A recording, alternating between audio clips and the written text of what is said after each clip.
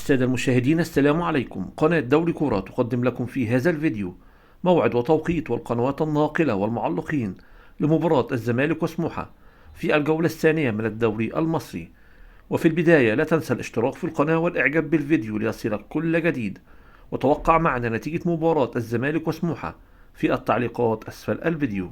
أهلا بكم في تفاصيل مباراة اليوم الزمالك وسموحة. هذه المباراة المهمة في الجولة الثانية من الدوري المصري الممتاز. سموحة يحتل المركز الثالث في جدول ترتيب الدوري المصري برصيد 3 نقاط، بينما الزمالك في المركز الخامس بنفس الرصيد. ستنطلق المباراة اليوم الجمعة 8/11/2024 عند الساعة 5 بتوقيت مصر وليبيا والسودان، 6 بتوقيت السعودية وقطر والعراق، 4 بتوقيت تونس والجزائر والمغرب. ويمكنكم متابعة المباراة على قناة اون تايم سبورت 1 مع المعلق محمد الكواليني. المباراة ستقام على استاد الجيش ببرج العرب.